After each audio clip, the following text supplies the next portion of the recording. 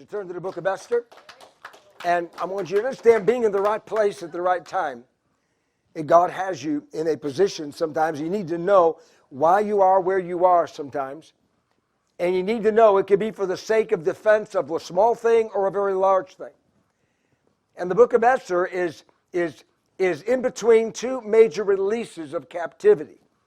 Between Zerubbabel and then you got, Ezra and Nehemiah. Two big operation changes. Zerubbabel was a first big release of the captives that came from Babylon, from the Medo-Persian Empire, and came back. And then the second one was under Ezra and Nehemiah.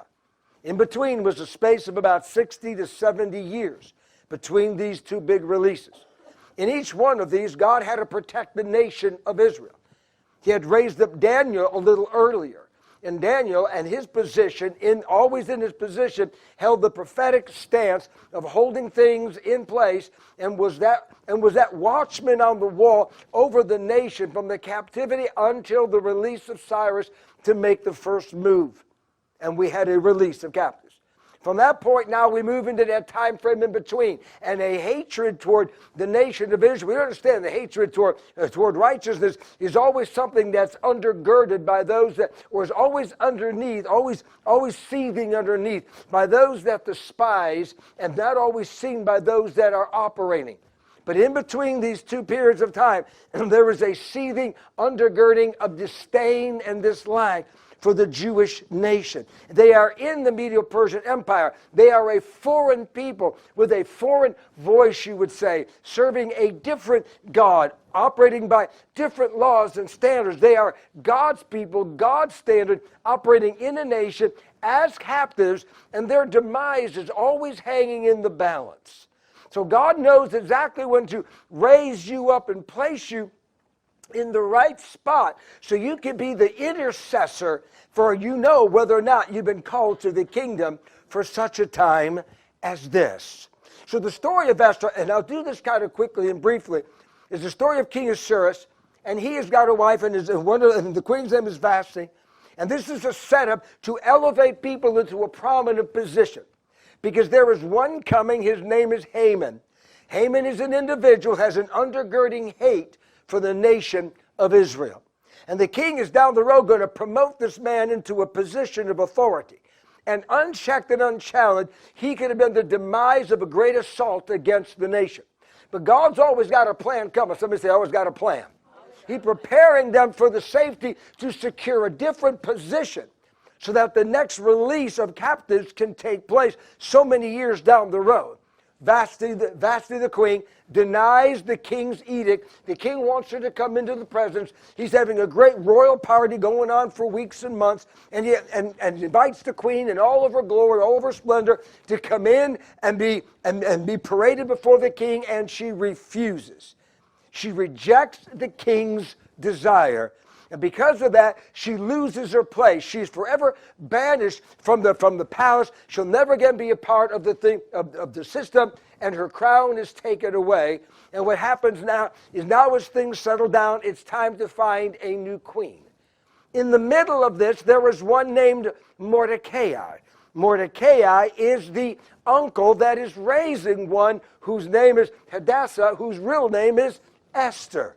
He is raising his uncle's daughter because others have passed since their time of coming into captivity.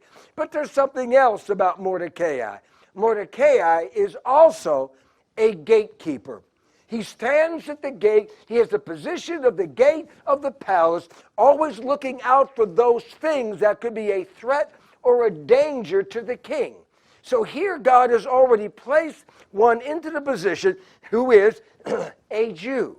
Nobody knows he's a Jew. They kept their identity hidden because, again, second-class citizen, somebody less liked, someone who's not one of them. But in this, he's got his niece, and her name is Esther. Esther is taken as they begin to look for new queens, and she's brought in. And God is able to elevate Esther. She's got the right heart, and she's promoted to the position of queen. And the king now has a new queen. And they have the great banquet of Esther. Everything is exciting, but she is a humble individual. She's of Jewish descent, and she's got a beautiful heart and a beautiful spirit. How do we know? Because in order to go before the king, she did nothing on her own. She asked all those that attended him, what would be the best way for me to present myself before the king? And they tell her how. And when she does so, he is pleased with her. Now notice, God is always in the matter, for the sake of advancement in the kingdom, for the purpose of covering over his people, because the futures that he has laid out will come to pass. But there are sometimes battles on the horizon that are coming down the road. And God's already placing you and his people in positions, if they'll take the position, to be in a spot to ward these things off and put on the whole armor of God and go to battle as needed. As she's been raised into this position, things are happening underneath. Mordecai at the gate overhears two of the king's servants. They are enraged with the king, and that's a dangerous place because the servants had access to the king. And the two of them are enraged with the king. And they decide that they're going to murder the king. They're going to assassinate. Now, this king is over 127 provinces. He rules from India all the way to Ethiopia. He's got his kingdom is the largest on the earth. And these two servants have now conspired together to murder the king, and Mordecai overhears by God's divine providence what is about to take place and sends a note to Queen Esther. So Esther now is in the right position to protect the right king, and Mordecai is now in the position to do the work. The note goes up to Esther. Esther then has it presented before the king. There is an investigation. Both are found to be guilty, and they are both hung. And the king continues, and things are written in the great scribes and in the great scrolls of the king's library, and everything is set aside, and nothing is done. Now that's got our story set up until we get into the understanding of verse 3, Haman's conspiracy and what happens now. The king elevates Haman, just a gentleman, but he has an undergirding hate for Israel. It's understanding that when someone is vile, you cannot honor someone who is a vile individual. And he elevates him to pretty much his right-hand position.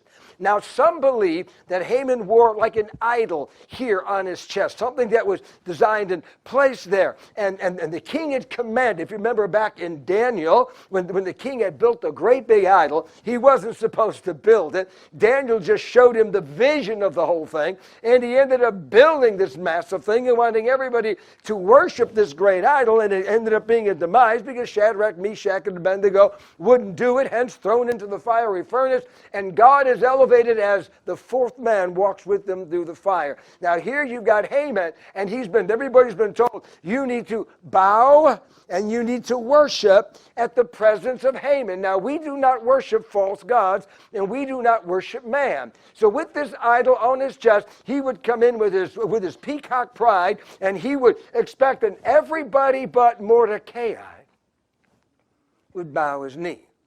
Now, sometimes your righteousness can get you in trouble. In Mordecai's case, he's going to get the whole nation in trouble. But in so doing, what's really happening is he's exposing something that already exists. And by being done the way it is done, it's able to be thwarted, we're going to see, as opposed to it happening down the road when everyone else is caught off guard. So what happens is here you've got Mordecai who will not bow to Haman, and Haman hates this man.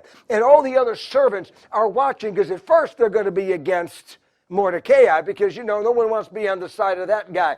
And they're watching because they find out that the reason why he will not bow is because he's a Jew. And he will not. He's of that foreign tribe, that servant slave tribe. Those are the ones that were taken captive, spread about into the kingdom. They really don't belong, and yet at the same time we're going to find out their growth is a fear thing. Have you ever noticed how people hate the nation of Israel? How every time they're around, people hate Jewish people because there's something about them that always existed from the beginning. God said, I will bless you, and you will be a blessing. He told Abraham, I will bless you, and you will be a blessing. I will bless those that bless you. I will curse those that curse you, and in you all the nations of the earth shall be blessed. God released something he has never taken back. And if you always watch, wherever they go, they always prosper. That is to their own conviction that God made the declaration. They may not understand it all, but they are a blessed people because God released the blessing.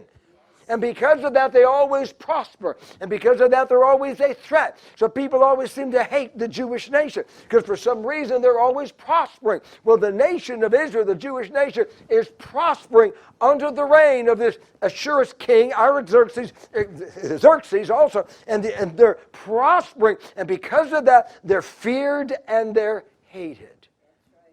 So Haman has had about enough of this. And he gets a good look at Mordecai once again with his defiant, and they finally tell him it's because he's Jewish. So the hatred toward the nation explodes on the inside of Haman. He decides, I don't want to just get even with him because I have the right to take his life out. I'm going to take the entire nation. This is my chance. So Mordecai, being honorable to his faith, being truthful, you would be as a believer, is about to stir an entire hornet's nest. Now, tell us as Christians, we don't go out looking for trouble. You're not supposed to. But you stand your ground, and believe me, trouble will find you. If you stand your ground as a believer, trouble is going to find us. Just declare there's only two sexes and watch what happens now in America. Just declare the word creation and you'll have every hater out there screaming that you despise science. Just mention the name of Jesus in a venerated fashion and they're going to scream about you shoving religion down people's throats. Just stand there and be righteous and watch them accuse you. Because haters must destroy what is standing in their way. And the body of Christ in holiness is in the way. This nation was in the way. Mordecai now became the representative of the nation. He is in the way. Haman has got a position of power. So now he thinks he's going to move them out of the way. So he makes a decision. I'm going to destroy them. Think about the power this man has. I'm going to destroy the nation. If you look at verse 8 of chapter 3 of the book of Esther, here's where the story picks up, where Haman has full access to the king. And he says, and Haman said to King Ahasuerus, there is a certain people scattered and dispersed among the people in all the provinces of your kingdom. Their laws are different from all other people's, and they do not keep the king's laws. Therefore, it is not fitting for the king to let them remain. Talk about a vile advice. These are human beings. Your Majesty, these people need to be annihilated. What say you? They don't follow your laws. They don't follow your edicts. King, you wouldn't know that. Why? Because they're a quiet, honorable, law-abiding people, spoken to by both Jeremiah and Ezekiel to do what? Settle down and serve the king. Settle down and serve the king of Babylon. Settle down because God will come for you at the right time. They were not a disruptive, riotous people. They were a quiet people who served the living God as they served under the kingdom and the leaders and the kings of the nation. They were an obedient people, but this guy calls them out to be a riotous people and claims things, and the king should have known this, but he doesn't, that nothing is taking place. Because this is his chief advisor, he's given him top position, and the man says, and I will put 10,000 talents of silver, verse 9, into the hands of all of those who will do the dirty work. Who will do the work to bring it into the king's treasure. I will pay 10,000 to help get this problem eradicated. So the king takes the signet ring from his hand, gives it to Haman, the son of Hammedatha, the Agagite, the enemy of the Jews. See, enemy of the Jews. He is a hater of the Jewish nation. Revealed right here. So his attack on Mordecai is because he hates the Jewish nation. And he is moved by hell itself to annihilate what God has said, I'm going to bless. Remember, I will bless them. They are beginning to return to the nation. So hell is going to war to annihilate God's people. And the king said to Haman, the money and the people are all in your hands to do whatever you want. The king's scribes were called in on the 13th day of the first month, and a decree was written according to all that Haman commanded, to the king's satraps and to the governors who were over each province, to all the officials of all the people, to every place according to its own script and according to their own language. In the name of the king Ahasuerus, it was written and sealed with the king's signet letter. The letters were sent by couriers into all the king's provinces to destroy, to kill, and to annihilate, because one man would not bow. The entire nation is to be destroyed, to kill, and annihilate. Every Jew, both young and old, little children and women, in one day, on the 13th day of the 12th month, which is the month Adar, and to plunder their possessions. What an assault! And it is sealed with the king's seal. Damage point: you cannot undo what's just been sealed. When the king's edict has now been released, there is no law that can undo what the king has just done. So something else has got to take place to confront what's been done. That's why believers, things are setting up. We got to be a ready people in advance, praying and interceding, trusting God for covering, defense, and protection, being exactly where we're at and letting the kingdom of God be able to expand in our life. Chapter 4, Mordecai hears what happens. The letters are going to all the provinces. There was great weeping. There was great crying. There was great travail. Nobody knows what happened and why, but suddenly every one of them have been doomed to destruction. Mordecai, my gosh, can you imagine? I did this in a sense. He tears his clothes and he's just wailing outside. He puts on sackcloth and ashes as a type of mourning, and he's coming all the way as close as he can, because now he can't get too close to the gate because he's wearing sackcloth. He's in mourning, and he's now crying out in his heart, Esther, you got to do something. You've been appointed to the kingdom for such a time as this. And her top official goes and asks what's happening and gives her a copy of the edict of the destruction of the nation, because she hasn't heard it yet. So now it's brought before her, and she's brought into the place that everybody's coming together. And now he's saying, you need to go before the king. You need to go before the king. Nobody knows you're Jewish. You need to go before the king. Look at verse 11. All the king's servants and all the people of the king's provinces know. Because Esther has to respond and say, there is an edict. I cannot just walk into the king's presence. If I step into the king's presence, death is assured unless he extends the staff of mercy. I will die. No matter what, I'm going to step into his presence. Either he extends the staff of mercy or I die instantly. There is no questioning. It's one or the other. And she says, they all know, anyone who steps into the inner court of the king, who has not been called, he has but one law, put all to death, except the one to whom the king holds out the golden scepter so that he may live. Yet I myself have not been called to go to the king for 30 days. And Mordecai has to respond to him and says, do you think in your heart that you will escape in the king's palace any more than the other Jews? Because if the edict is assured and Esther is found to be Jewish, before she's able to defend herself, she will be put to death also. So now he's releasing to her everything that has just taken place. You will think you will not escape. For if you remain completely silent, then the relief may have to come some other way. But you and your father's house, verse 14, will be perished. But do you not understand? This may be why you've come to the kingdom, but for such a time as this. Every promotion has a platform of kingdom purpose.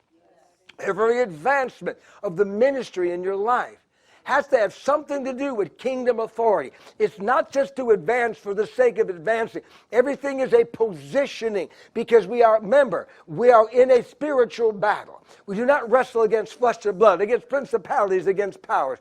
Jesus knows that the church is constantly under assault, and the movement of an antichrist kingdom has always been on the run, constantly advancing itself, and the church is the one stop to hold it back until God gets his harvest. The date has already been declared. And now Mordecai has got to get Esther to make a decision. You've got to stand before the king. You've got to go to the king. Esther knows if I stand before the king unprepared, chances are my death is very assured. So here's what we need to do. Somebody say prayer and intercession. So she says, here's what I will do. Because he knows. So Esther replies, go gather all the Jews, verse 16, together. Everyone in the Susan and fast from me. Neither eat nor drink for 3 days, night or day.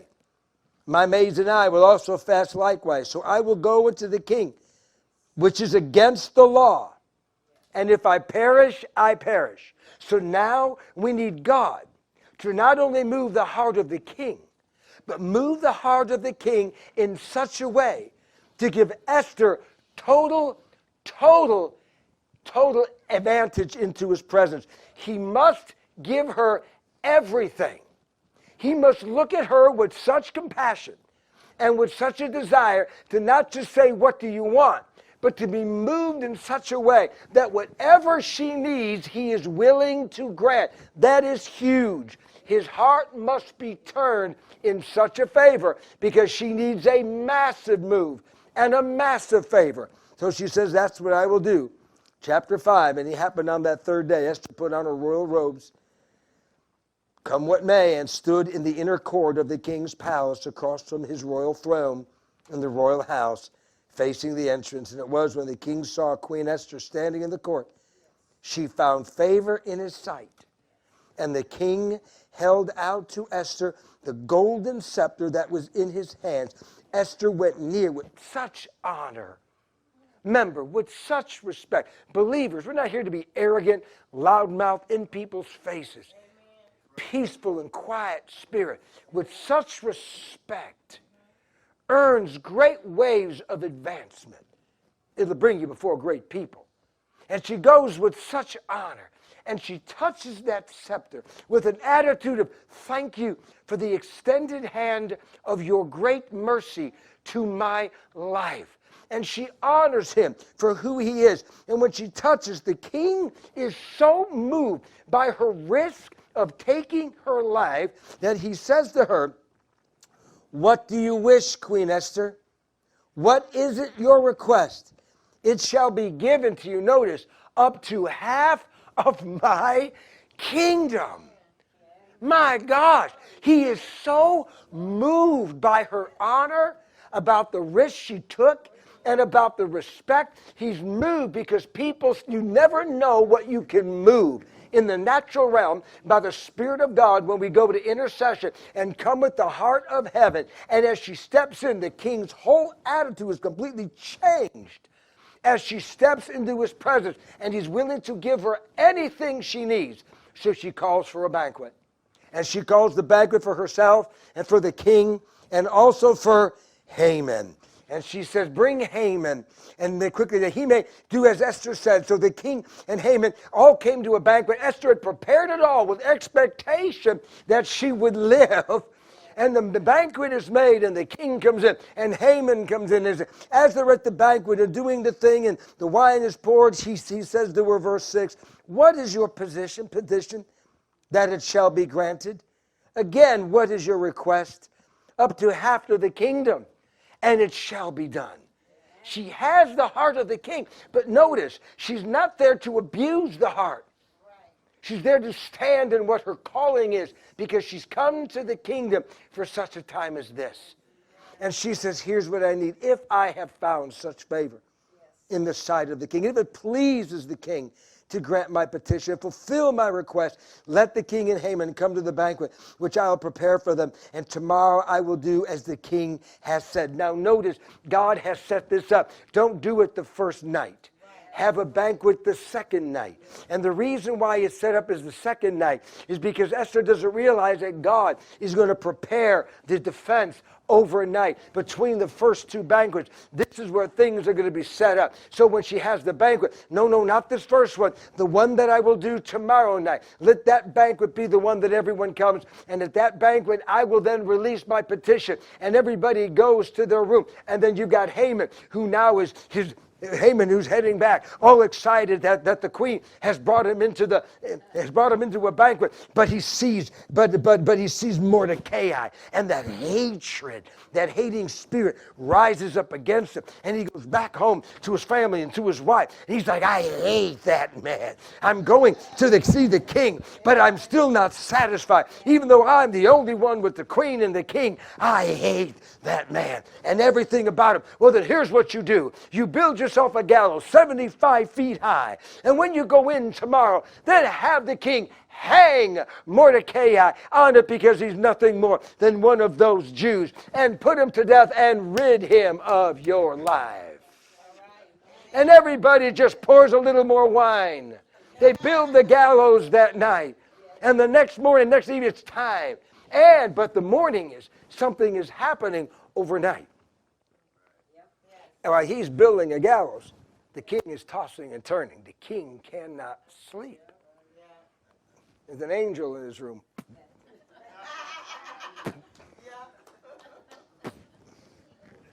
Finally, he gets up, and some people get up and they read a book. I don't know which one gets up and reads a book at 2 in the morning. But Jim, there's always one. Lori, I read a book. This is a good book. Good book. This is a good time to promote the Bible. Great book to read from cover to cover. Filled with exciting stories and absolute truth. Even got a few maps at the back. It's just an exciting book. Know who you are in Christ at 2 in the morning. So the king is up, and he brings in the scribes. And he says, read me something. Just from the archives. It's amazing. Heaven just reaches in and pulls out the right one and hands it to him. And he suddenly reads about Mordecai. How he thwarted an assassination attempt. And he said, has anything ever been done for this man? And they said, no, Your Majesty, nothing. At that point, dawn has now arrived. Haman's been escorted toward the king's palace. And he's going in there. He's got it all excited as he's in the royal carriage. I'm going to hang me a Jew. This guy's going down. I'm going to hang him by a rope 75 feet high. Everybody's going to see Mordecai swinging from a rope.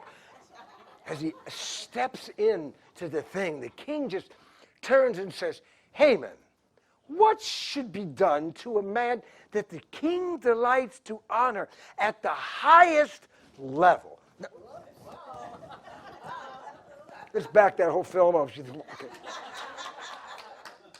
My foot stopped and everything kept going. Brian, where are you? Fix it. Okay. So as he walks in, the king just says, what should be done? And Mordecai, a narcissistic, self-righteous, it's all about me individual thinks, it's all about me. What should I do? Well, king, honestly, what I would do, I would take on one of the robes that you have worn, with beautiful royal robes. I would wrap the individual in it. I would put him on one of the greatest steeds that you yourself have ridden on, with a crest on the steed of the crown representing your kingdom. And I would have one of your most noble servants parade him all around the town squares and declare, this shall be done to the one whom the king delights to prosper and bless. And right there with Haman standing there, all excited, the king says, great, do just as you said. Robe Mordecai, the man at the gate, with all those things that you've just done, and parade him around. And he seals everything. The Spirit of God has just sealed everything. Let me bring it through to this. I know we're racing on time. It's a great story. It's a great story. Haman has to come back, and he's devastated by what has just happened. He's hanging his head, and he heads back home because he knows dinner is coming, and he's totally defeated. And his wife prophesies to him. And it's in chapter 6 and verse 13. To understanding why they fear, why they hate them, because they're a blessed people. Notice, he says, and when Haman told his wife Zeresh and all of his friends everything that had just happened to him, his wise men and his wife said to him, if Mordecai, before whom you have just begun to fall, is of Jewish descent, you will not prevail against him, but you will surely fall before him. Now, where have we constantly said that? all that rises against you will fall before you, because you're a child of God. God told Joshua, no man should be able to stand before you all the days of your life. Somehow this word has swept all the way through the life of Israel. And now, and I'm just looking at this going, all that rises against you will fall before you. And while they were still talking in fear and trembling, along came the carriage, swept them away into the meeting. And now he sits there, and Esther comes in. And here you've got Mordecai, who's just been blessed at the highest level. He's now the king's new favorite because he defended the king and kept him from being killed. And now Queen Esther sits there, and the king says, what do you have for your delight? What would you want? In verse 3 of chapter 7, the queen says, if I have found favor in your sight, O king, and if it pleases the king, let my life be given me at my petition, and my people at my request. For we have been sold, my people and I, to be destroyed, to be killed, to be annihilated. Had we been sold as male and female servants, I would have held my tongue, although it would have hurt me, but because nothing could compensate the loss that you have. So King Ahasuerus answers, my gosh, this woman just came into my presence, was willing to lose her life, has nothing but honor and respect everything that I am, has fully respected the office of everything that I am. Who would dare to do this to you and to your people? And she says, the enemy and the adversary is this wicked Haman. And as only a woman could do, she fries him right there on the spot. It is him. Can you imagine? Haman just, The king rises from the table. He's like, what? The king goes out filled with rage. Haman is terrified. So he's going over to Esther, and he's trying to beg for forgiveness, and he's falling down across her. And at that point, the king comes in. Oh yeah, and now you're going to molest the queen while you're at it. What should be done to this? What should be done to this man? And one of the servants says, you know what?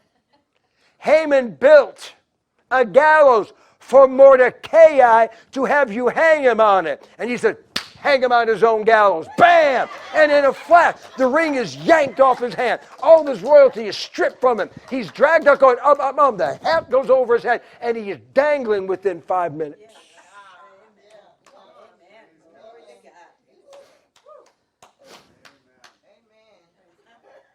Everybody's going,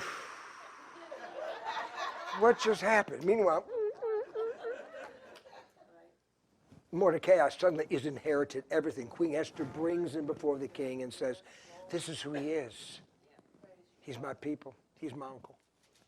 He's the one that's watched over you and me, prayed over your kingdom, and he's instantly given everything that was Haman's estate. He's given Haman's authority, Haman's house, his rings, everything that declares signet. And he says, and the queen comes right back in. Now, we must do something with this victory. We've just defeated Haman, but we must defeat his strategy. And the king says, whatever you want to do. Remember, to the half of my kingdom, what do you need? And to quickly let couriers write letters. Let them send to every one of the provinces so that the Jewish nation, that they can defend themselves. We cannot undo the first edict, but we can confront it with a second edict. And with Mordecai standing in a position as a Jew to the right hand of the king in a place of serious providence, now he's in a position to bring rank and file and fear to all the leaders in every one of the provinces who would dare try to rise up against the Jews, because now there was a Jew standing at the right hand of the king. We got a Jew standing at the right hand of the Father, making intercession for the saints constantly. And now we have one here in the Bible who's standing in a perfect position, and they send out the couriers. They pick the exact day and say, every one of you, you have the right to defend yourself, and everybody else will stay out of the way. And all the leaders, all those that were there who thought they were going to win, they had to back off. They were terrified. All the enemies of the Jews now are thrown into a quandary, because now nobody wants to go against them, so they have been limited, and the Jewish nation has been empowered for the day. Amen. Now stand your feet in the house. Bible says that on that day there was a war that breaks out. Those that were the enemies thought they were going to win, but they lost the upper hand, Because of Mordecai's position, all the leaders of the provinces are afraid to join in with the revolt or join in with the slaughter of the Jewish people, and they step back. The battle is severe. 75,000 people lose their life in the 119 provinces, 20 provinces, and then just in the capital, 400 and 500 are put to death just in the capital because they still made an assault.